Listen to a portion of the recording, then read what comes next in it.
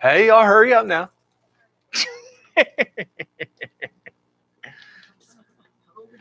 I know, right? Howdy. Hello. Good seeing you, bro. You too, bud. How you doing, young man? Just fine, Jeff. You're walking like you're a little cold. Oh, no. Enjoying it. Hold on, cool weather. We know hot weather. That's right. Elma, I didn't even see you sneak in. How'd you do that? Now, be honest. Are you that quiet when you're doing your nursing duties?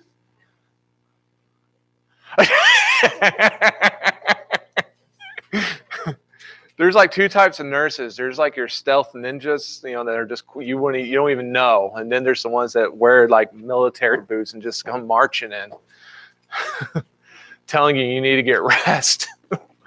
They jab you with something. Try you every 20 minutes. Yeah, exactly. You look intense. Well, it's great seeing everybody.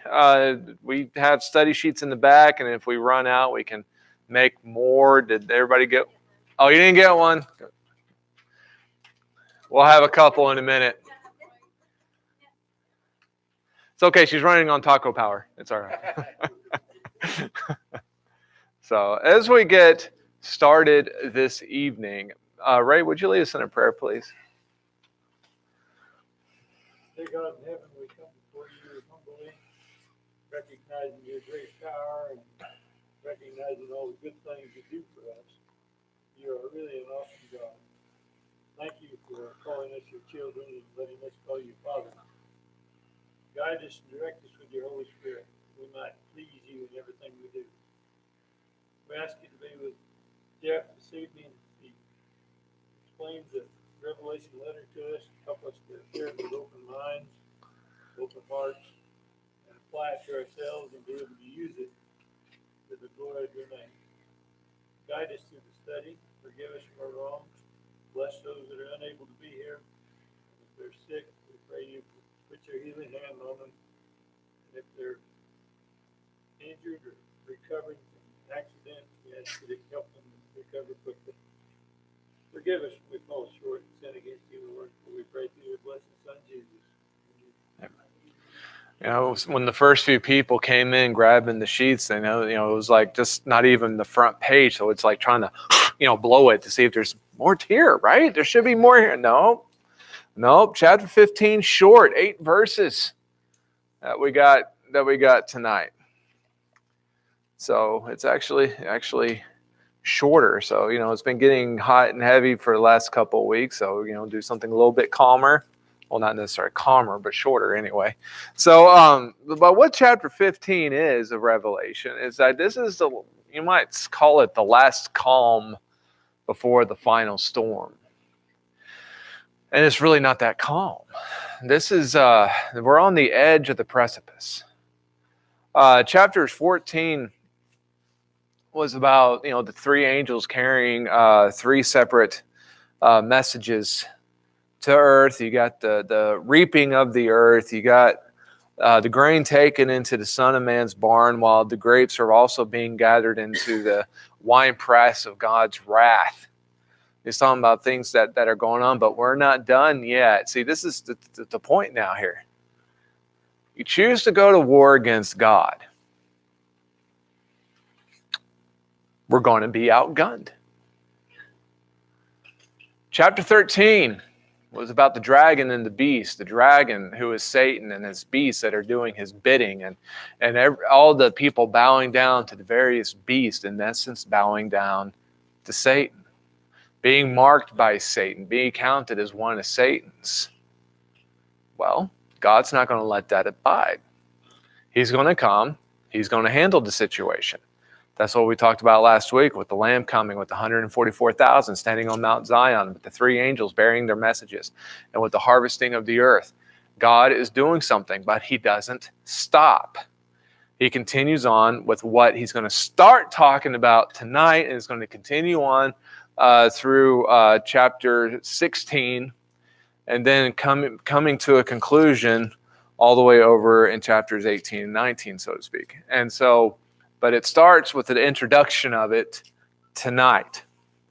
So, if the signs that we've talked about weren't strong enough, we get some new stuff happening now. In chapter 15, verse 1, it says, "Then I saw another sign in heaven, great and amazing, 7 angels with 7 plagues, which are the last, for with them the wrath of God is finished." Okay, so now we have another vision. Now, notice John's reaction to this now. This is key. "Then I saw another sign in heaven, great and amazing." Now, Revelation sometimes gets toted around as this very scary book. And I know some of us haven't been here when we first started this book, but we got to remember what Revelation is. Revelation is an example of apocalyptic history, an apocalyptic book. It comes from elements of Judaism, but it also comes from elements of Greek/Gentile world. You know, they were able to read it and understand it more than we could because it read like other books that they had back in the day. Us, we have to work on it a little bit because we don't write like this anymore. But remember, the theme of Revelation overall is a theme of hope.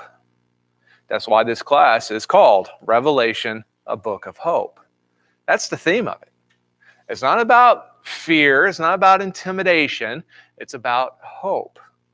And the message of hope that God is bringing to the people. And you see this in the reaction of John. After everything that John has seen for the past 14 chapters, now he sees more angels going to be carrying more bowls of more wrath and more plagues.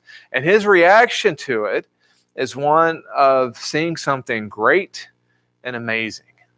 Not intimidating and dreadful, great and amazing.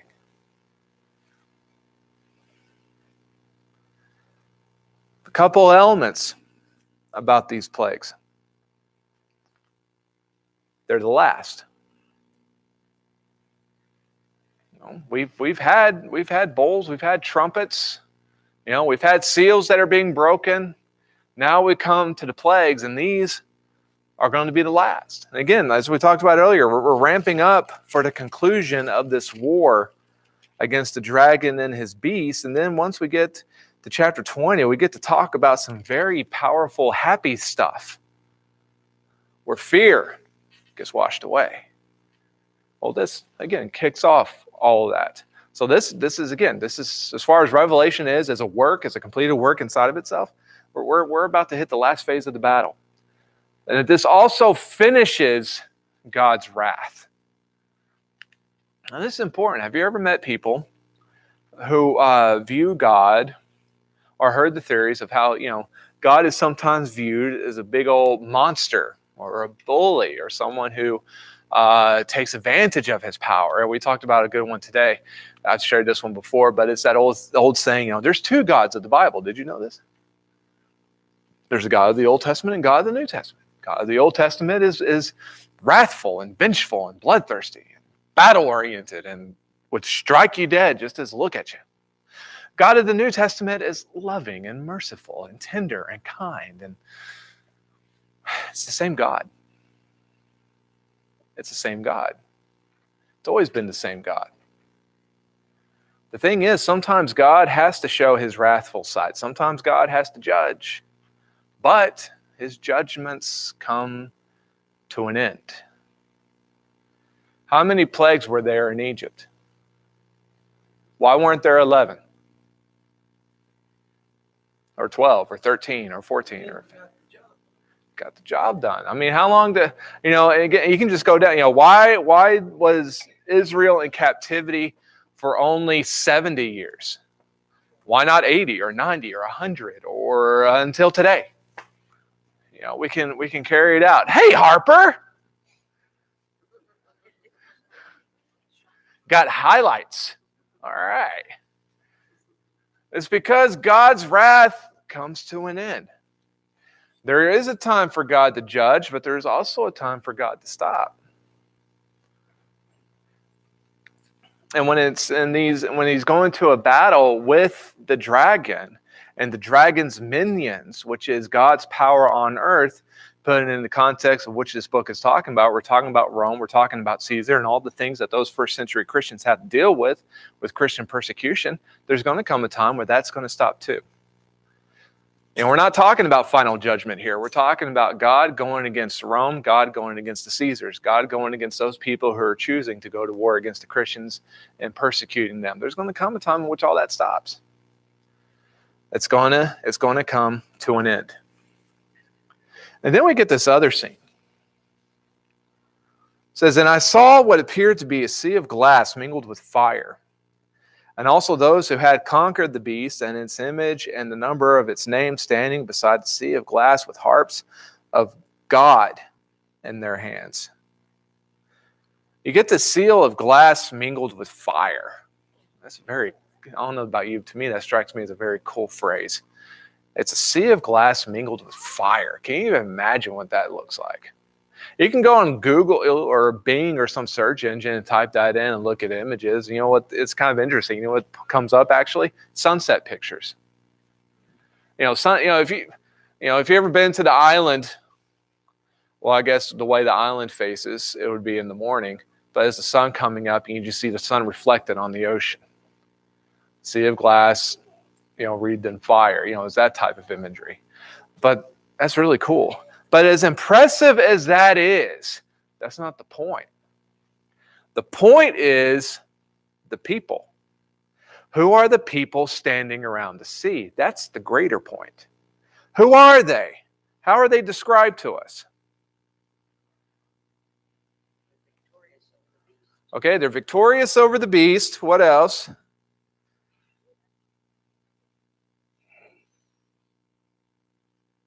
Its image and the number of its name, which is that 666, standing beside the sea of glass with harps of God in their hands. Now, does the beast's image, and the 666, or the number of the beast sound familiar over the last couple of weeks? We talked about that a couple of weeks ago. We talked about that in Revelation 13. We talked about it in Revelation 13 about the beast and what the beast does. The beast comes. It comes with the power of the dragon. The beast sets up an image. People go and follow that. And as they go and follow the beast in his image, they're marked by the 666. But yet, look at what's happening here on the edge of the final battle. You have this sea of glass, wreathed in fire imagery, but also around that you have people who have already conquered the beast's image, and the number of the beasts. Well, if we're about to have the final battle that's going to solve all of this, then how is it that we can already have people who have conquered the bad guy?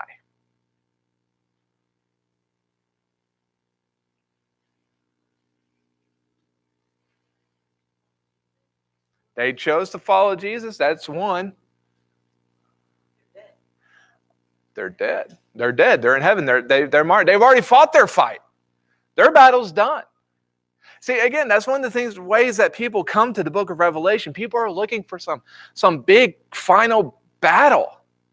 Our battle is every day.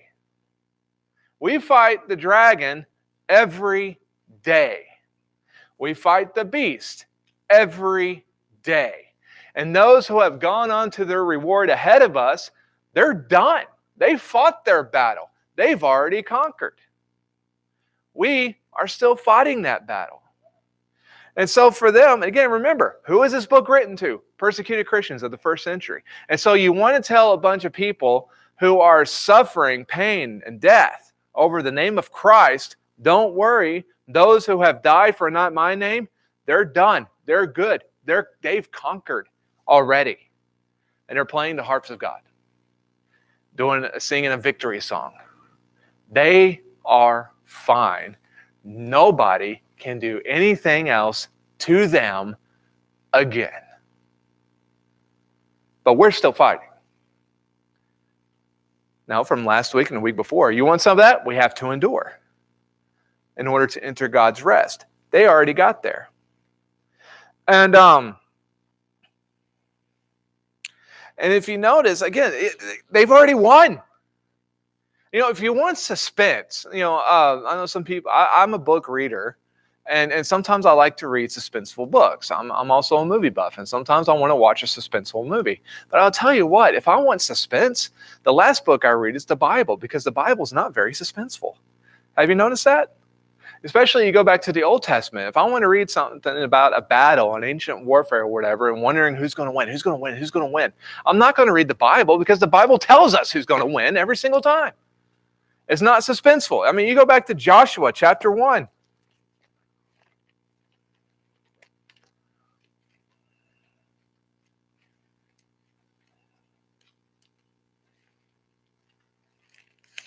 Say, be sure to put a mark in Revelation, because we will go back. And we all know how hard of a book of the Bible Revelation is. Yeah, it's defined.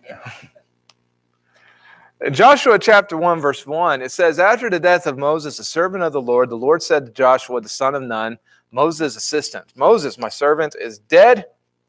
Now therefore arise, go over this Jordan, you and all this people, into the land that I am giving to them, to the people of Israel. Every place that the sole of your foot will tread upon, I have given to you, just as I promised to Moses.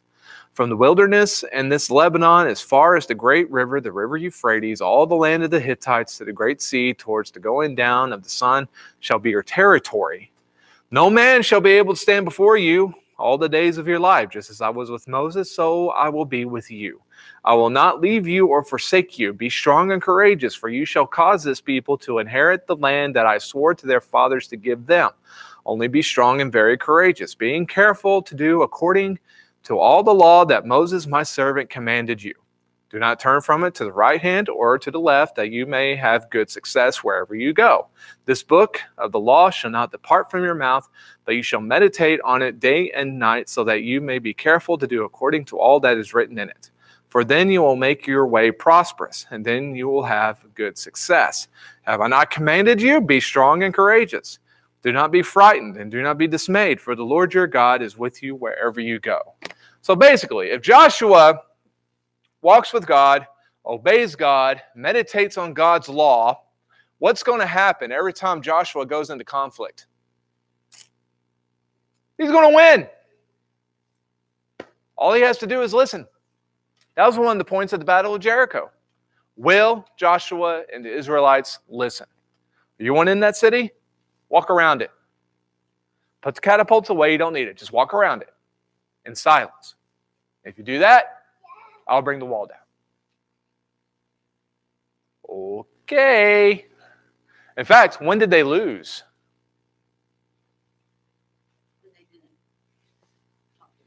When they didn't talk to God about it, or they didn't obey God. That's when they lost. But if they listen to God, they obey God, they follow God, they will win. Another example, there's others, but we'll just look at one more for giggles. But you flip forward to Judges chapter 6.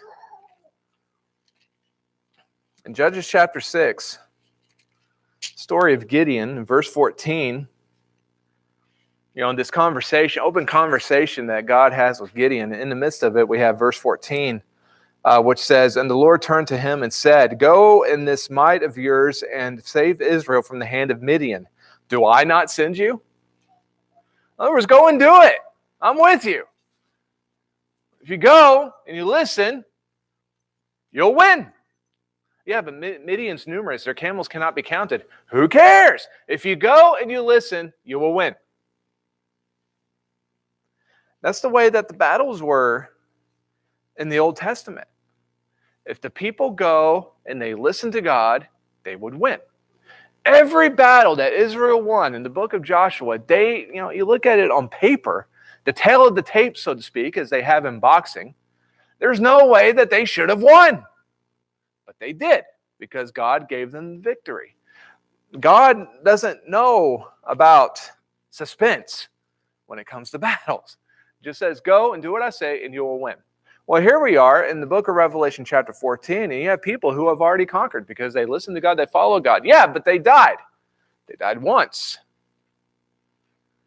We all owe a death unless Christ comes back. But they're not going to die twice. One of the hopes that the church has received is you will not be harmed by the second death. Didn't say anything that we wouldn't dodge the first one. It's the second one that we need to be more worried about because that one's the eternal one. But they truly have already won. Now, they stand with harps of God and sing the song of Moses and the Lamb. So if you can just imagine that imagery, you have the beast or the dragon, the beast, and their minions all gearing up, psyching themselves up to go to war against against God and his people and all of the, everything. And they're yelling, screaming, and doing all the work they can. On the other side, you see a bunch of people just standing there relaxed, playing their harps, sparing them absolutely no mind. What can they do to them? Nothing. There is nothing that the beast can do to those who have already conquered. So they sing a song. Here we have another song. What's this song say? Great, and this is verse 4 now. And they're singing, look at what this is. It says, jump back to verse 3. And they sing the song of Moses, the servant of God, and the song of the Lamb, saying, Great and amazing are your deeds, O Lord God the Almighty. Just and true are your ways, O King of the nations. Who will not fear, O Lord, and glorify your name? For you alone are holy. All nations will come and worship you, for your righteous acts have been revealed. What's the themes of this song?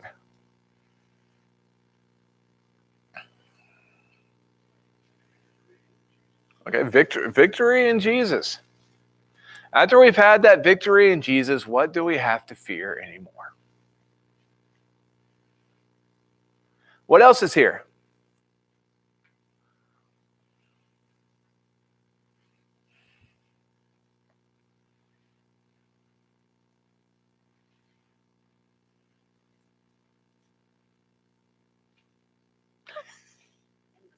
Yes.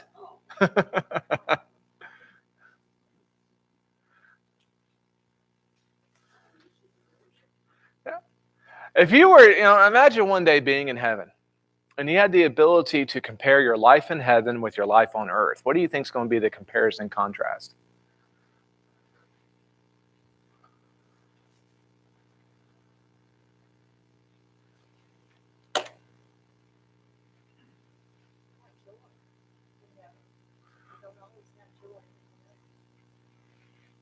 It's going to be eternal. No pain, no tears, no sin, no temptation. It's done. It's rest. No darkness, but light. Again, some of y'all who weren't here at the beginning, you go to that throne scene in Revelation 4 and 5. There's no sun, sun in heaven. All the light emanates from God. And we get to see it. Yes. Paul put it a very good way in 1 Corinthians 13, the great love chapter, as it's sometimes called. And now these three remain: faith, hope, and love. But the greatest of these, go ahead, Paul, is love. Why? Okay. Love doesn't end. That's why. Now, yes, because God is love. Yeah. Now, faith and hope are both super important. The Bible tells us without faith, it is impossible to please God. So, faith. Okay, you're jumping ahead. Yeah. So, faith is super important, right? Now, here's the question. Why is love the greatest even over faith, Joanne? Why is faith going to be no more? Let's say, what is faith?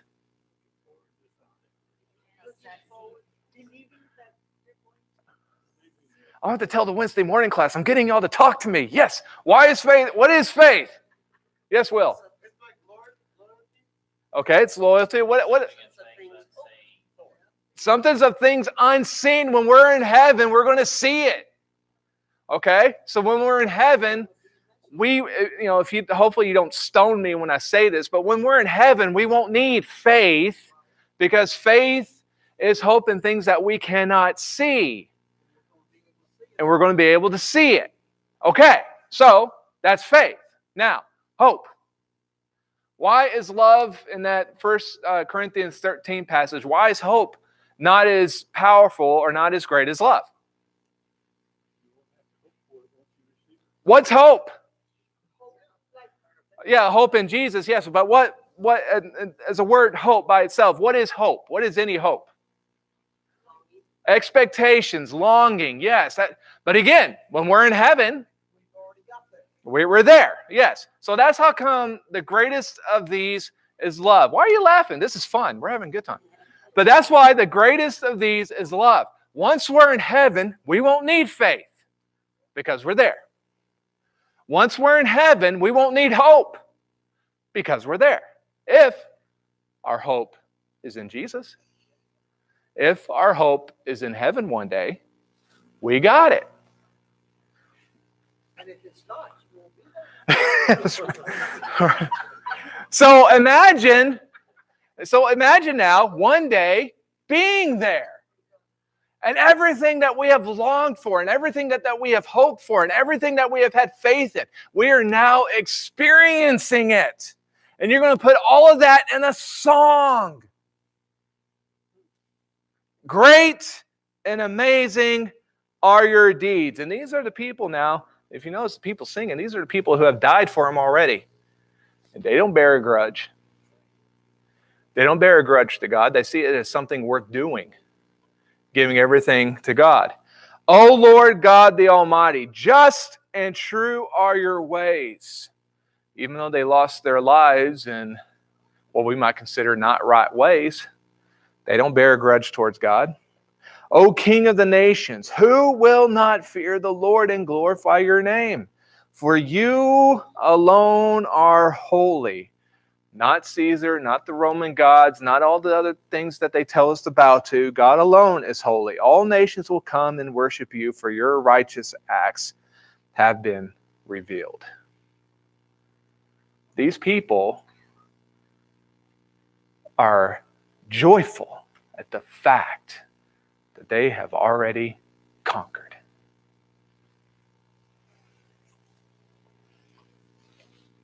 Everything that God has ever told us one day when we're in heaven, everything God has ever told us will be validated and justified. So after this presentation, John sees the angels carrying plagues. Okay, here we go. Verse 5. After this, I looked, and the sanctuary of the tent of witness in heaven was opened, and out of the sanctuary came the 7 angels with the 7 plagues, clothed in pure, bright linen, with golden sashes around their chests. And one of the 4 living creatures gave to the 7 angels 7 golden bowls, full of the wrath of God, who lives forever and ever. And the sanctuary was filled with smoke from the glory of God and from his power, and no one could enter the sanctuary until the 7 plagues of the 7 angels were finished. Take it, Paul. You just got that deer in the headlight look. That was Okay, so after this presentation, John sees John sees angels carrying the plagues. Now, one of the living creatures from back in Revelation 4, all right, that's where that guy comes from, gives the angels 7 bowls of God's wrath. All right, we've already had it. Censers. Now, again, you go back a few chapters, you have that throne scene in which the angels are given censers full of the prayers of the saints. They throw those onto the earth, which gives us which leads us to the trumpets that we talked about for a few weeks. Now we have bowls of God's wrath given by one of the living creatures who's in the throne room of God, and there's going to be a smoke is going to fill the sanctuary from the glory of God and from his power. And no one can enter the sanctuary until the 7 plagues of the 7 angels were finished. So again, hopefully you're feeling this now. This coming of the conclusion. We're to this point now where things have been set in motion, and it's going to keep going until it stops. Smoke screen erupts out and no one can enter. Now, what's going to happen? Well, chapter 16 will tell us about the 7 bowls of wrath. And we'll talk about that next week. But this really sums up today is the longing, the anticipation, the what's about to happen.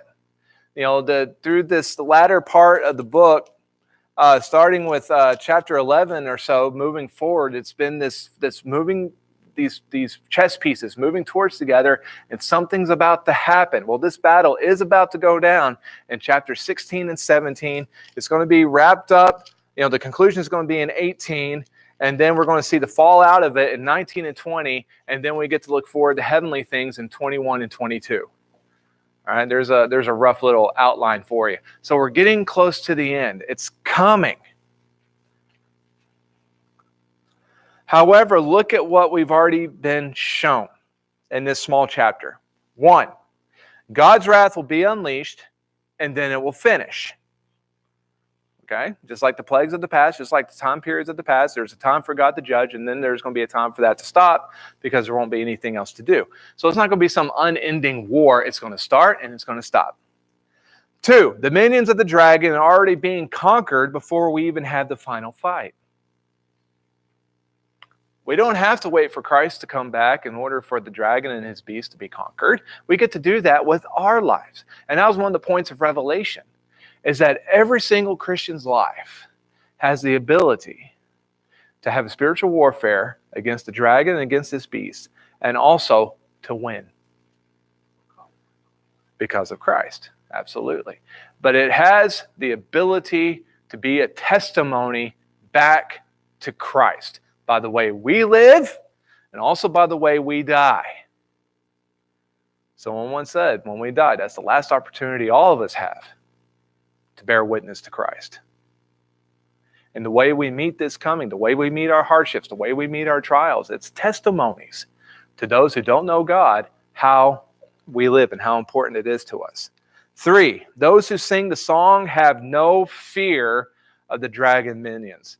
Again, it's one of those things with Revelation that's unfortunate. We get so wrapped up by the special effects, the beasts and the dragons and the lights and the seals and the bowls and all this that goes on, that we forget to look at the emotion.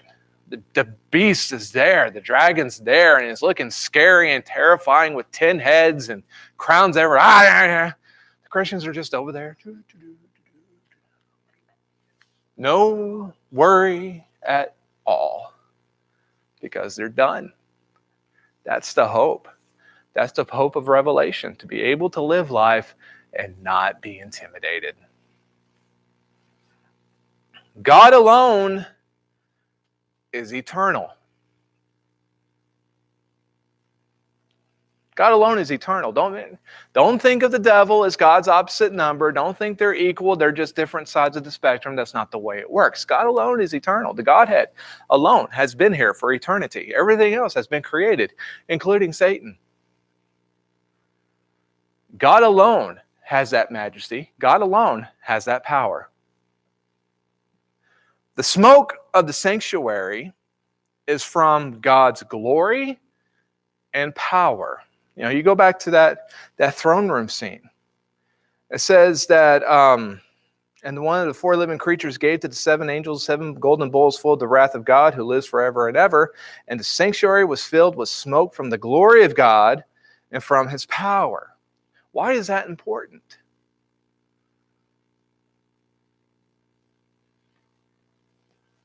When you go back to Mount Sinai, when God comes down onto the mountain, what did we have? Why did we have smoke? Yes? Moses was up on top. The people could not see God. There had to be that barrier there because nobody can perceive God's holiness and live. What's going on in the throne room here? It's being filled with the presence of God. And as we take a combination of all this that we've talked about in this very short chapter tonight, we have to ask ourselves, when you look at what God is, what Revelation is really supposed to remind us of, who God is, who Christ is, who the Spirit is, the power they have, the majesty they have, everything that they have done thus far and can do again. All of this repeated and the power and his majesty. What chance does the devil or any man claiming to be a God, what chance do they really have? Yes, sir. That's right. That's it. There is no chance. So that's the ending of this short chapter. That's all I got for tonight. We'll pick it up again with chapter 16, but I didn't want to start that and then have to stop. So I hope you forgive me for that. But anybody have a question on 15 before we wrap up? Yes, sir. This is a crazy question. That's okay. It's a crazy book. I think Christians ought to know. When we die, we go to paradise. And then the judgment. Now, where is this, what we're talking about? Where does that fit in? Okay, this fits in, and we got to look at what this is. Now, remember, I'm trying to think of a way to do this short. All right. No. There is an answer. No. Here's the thing. What is Revelation? Is Revelation talking about all final stuff? Or is it talking about the plight of Christians undergoing persecution in the first century, and that's what this is. This is, again, and also remember, this is being written to Jews who studied apocalyptic literature, which had some very freaky elements to it with the monsters and the creatures and the whole thing. Also in Greek mythology, which they also have the monsters and the creatures and the whatnot. So again, it's called the Book of Revelation, which the root word to revelation is reveal. It's supposed to be showing us something. But what is it supposed to be showing us? It's showing us something through the eyes of the original audience who understood some of that stuff more than we do. Yes, that's right. They worked with it better than we do. We're kind of having to play catch up because we don't read books like that regularly anymore. And so it's right. It's talking about their plight. So this is talking about Christians who are experiencing persecution, Christians who have already undergone persecution, also talking about the gospel message of Jesus Christ and also Old Testament history through the, if you were to put that through the eyes of a Greek myth or a Jewish apocalyptic literature book, how would it sound? It would sound like Revelation, and basically raising them all up and all that. Where does it fit? This is talking about the Christian life now. Not necessarily a heavenly battle, but talking about a Christian life now, going to war against Rome. And when the whole world seems like it's coming down against you, it's going to look like a dragon. It's going to look like a beast. But it has, but it's and it might look like it's going to devour you, but you can win. Respond. You heard the light. So this is the hope of the saints or the people there, then and now. Mm-hmm. But also for us now. Yep. Because we get a glimpse of what will happen. Mm-hmm. So,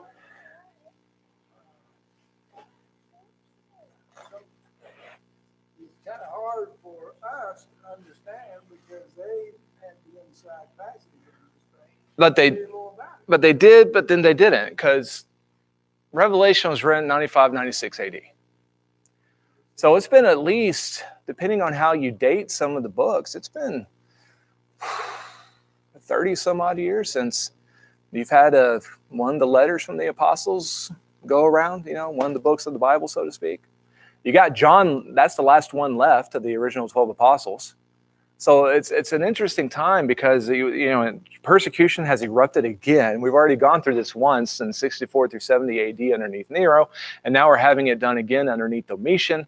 God apparently has been quiet for a period of time, not sending out any other letters. And then all this happens and erupts. And all of a sudden, in our darkest hour, one last letter comes out from John, written to the 7 churches of Asia, with a message to endure, because it's worth enduring. Here is a message of hope. It's kicked off with who the letter is from. Go back and read, when you get a chance. I mean, we did all this, obviously, but you go back and you get a chance and read it. And, that's a letter from Jesus Christ going out to the 7 churches of Asia. Well, how is Jesus described? He's not described as the meek carpenter's son that you read about in the Gospels. No. Now we see the resurrected Son of God, what sits at the right hand of God. Then we get letters to the 7 churches of Asia that's filled with calls to endure. Every one of the 7 letters. To he who overcomes will receive thus. Calls to endure, descriptions of the Son, ways in which we're doing great, ways that we can improve. Why improve if this is the end? It's not the end. We have chances to improve. We have chances to get better. Then, after the 7 churches, we get transported in the Spirit, it's a vision now, to the throne room of God. Where when you live in the Roman Empire, Domitian has his power everywhere. He's the most powerful man in the empire. He wants you to worship him as a god. And if you don't worship him as a god, he can kill you and nobody is going to stop him. So now in the vision, you see this throne room in which first thing you see is the light that emanates from God. And you see some very wonderful things, but don't get sidetracked by the wonderful things. Instead, get sidetracked by what they're doing. The 4 living creatures, the 24 elders, what are they all doing? They're all bowing down to what's in the middle. What's in the middle? The throne room of God. Singing praises to God for eternity, bowing down to God for eternity because he is holy. And then after that, after all this excellence, you see a lamb that looks like a zombie lamb.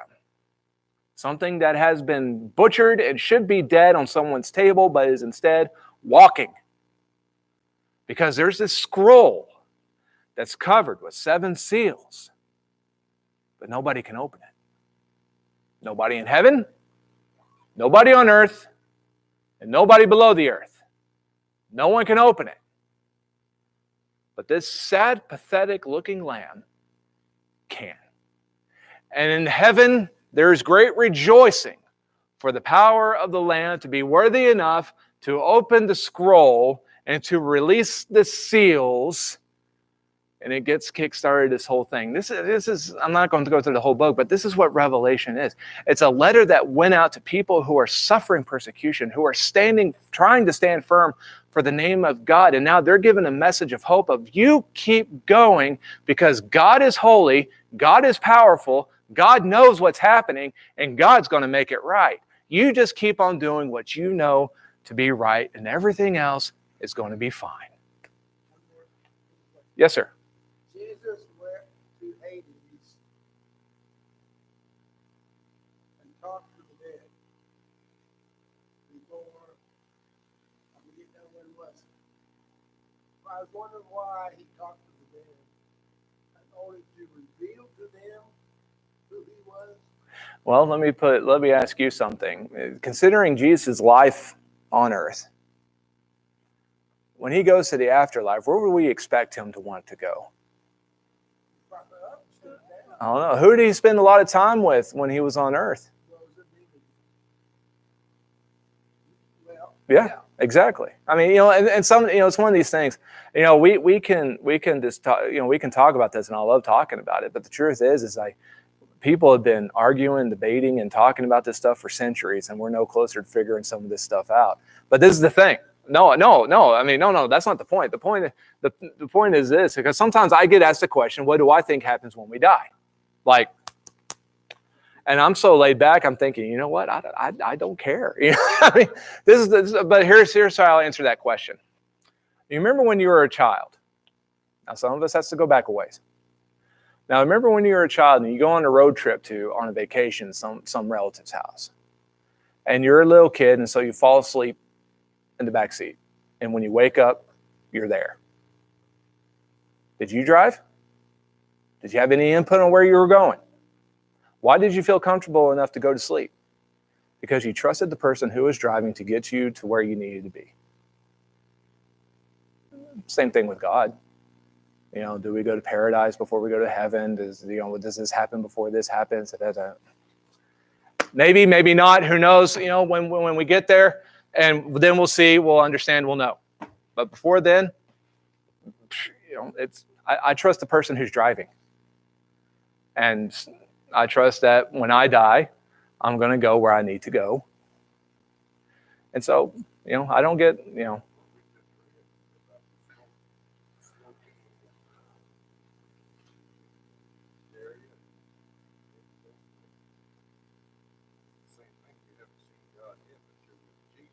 Mm-hmm. Yeah, do we trust the shepherd? Do we trust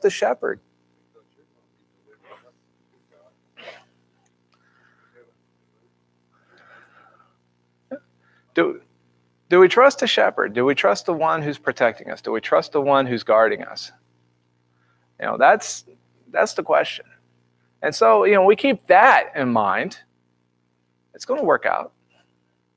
We'll go wherever we're needed to go. We'll go. Yes, sir. Sure. My name is Matthew, by the way. Catholic. Uh-huh. I've read Revelation. In my opinion, like the fire and all that, brimstone and all that, scary part of the apocalypse, that's just like, kind of like in school when you misbehave, you get like a yellow sticker for a warning, or a sticker for, those are just warnings. The true judgment is when you are resurrected. That's the judgment. But in my opinion, how you live or how fast you live or how quickly or whatever your method of living, we stand in heaven already, depending on how your outlook on life. So no matter how, I'm 32, I'm 32, I plan on being here for another 50, 60 years if I'm lucky. But the judgment is from God himself and St. Peter at the gate. But there's no judgment from God in any way. Well, I don't totally agree with that either, but I would love to talk to you about it if you want to. But again, you know, when it comes to so much, you know, what happens when you die to order things, you know, we'll find out. You know, we'll find out. So. I used to hear about that there's going to be a lot of things that are going to be mysteries and things that we don't know, but we trust in him and that we believe in him.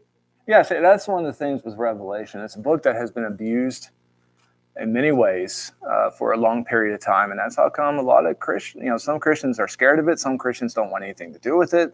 Some Christians haven't even read it straight through, and you know, and it's unfortunate because again, the whole basis of Revelation is being a book of hope. That's it. That's what it's supposed to bring. It's good news. The Revelation is part of the gospel. Hence, gospel means good news. It's part of the good news. And it's the great conclusion to the Bible because it ties up things from the Old Testament, ties up things from the law, the prophets, the Psalms, the history books, all the way going back there now. You know, if you've been through with me in this class for this whole time, how much time have we spent in the Old Testament? It talks about that. It talks about the New Testament. It wraps it up all in a big old giant bow as concluding matters. So we don't have to worry about it. Oh, and if you'd like a study sheet for tonight, get with Glenda, and if you didn't get one, and then we'll get some more made. But anybody else?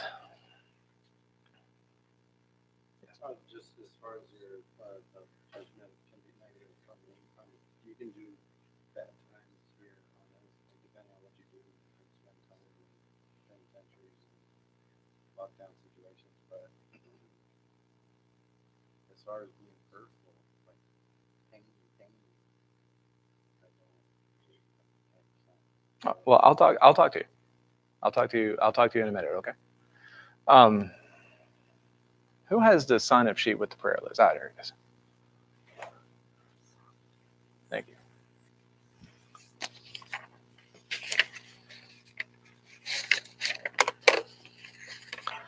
Thank you all for coming.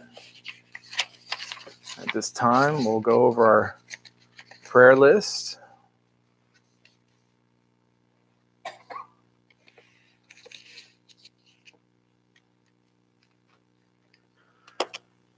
Ram Munoz asked for prayers for healing and safe travels as they will be traveling to MD Anderson this week. Munoz children continues prayers for an open heart so they may draw near to God. Roy Copeland asked us to continue prayers of healing as he was appointments with 2 different specialists this week. The Villarreal family continues prayers of healing as several are very ill. In fact, I knew I forgot something. I have to get his name, but Remy's uncle looks like he's going to be in California. He looks like he's nearing his time to pass on here. So we need to pray for his family. Dinah Williams prayers for good results as she is having a meet. Oh, she already had that, so and it was good. Romaldo and Sandra Rosas prayers of good health and that God will give them a child, thanking God for blessings from Javier and Delia. We had some call-ins and write-ins. Jane and Daryl Schleet. Daryl has prostate cancer and Jane is having some issues with her blood work, and this is from Lorraine Turgelson, friends of hers. Last night when we saw Sydney's actorial debut in Charlie and the Chocolate Factory, my daughter's this tall. She played an Oompa Loompa in Charlie and the Chocolate Factory. Funniest part of the show. If you ever seen the show, they introduce the Oompa Loompas, right? So before they even come out, they say, look, what are those creatures? They're so tiny. They're as tall as your knee. My daughter's the first Oompa Loompa out, and she's taller than everybody else in the show. But Desi and Julio's son was in that play too, and we got to meet his parents. But today, Julio's mom has Jessie, or Jesusita is her full name, had a stroke. So she's in McAllen Medical. Wanner is his name. And Delia's son-in-law, Flint Wanner, is a soldier. And he was involved in an ISIS attack. And he's all right, but they had others in his unit that were killed. So we need to pray for all of them. So is there anything that we need to add? Yes, sir. My prayer always runs our churches to pray for the children and the elderly and to count on the ones in the middle to like movers and shakers. Mhm.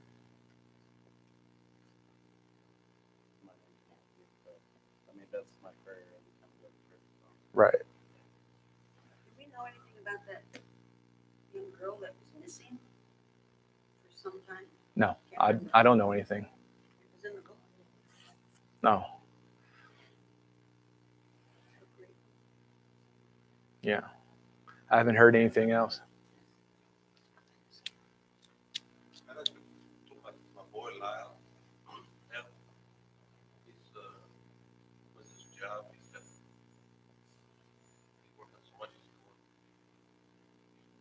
going crazy or something. I don't know. He's having a rubber attack. A lot of stress. Yeah. Doesn't eat right. Everything else. Right.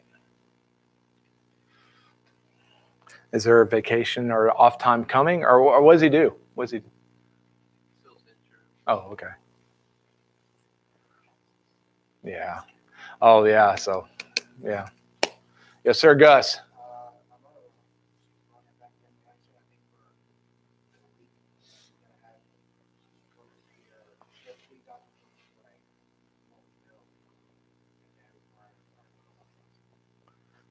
What's wrong with your kids?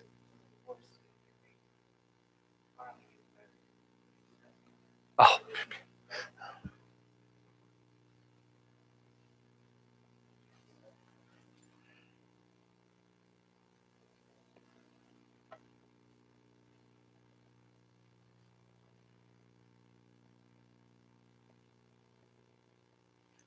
Anybody else?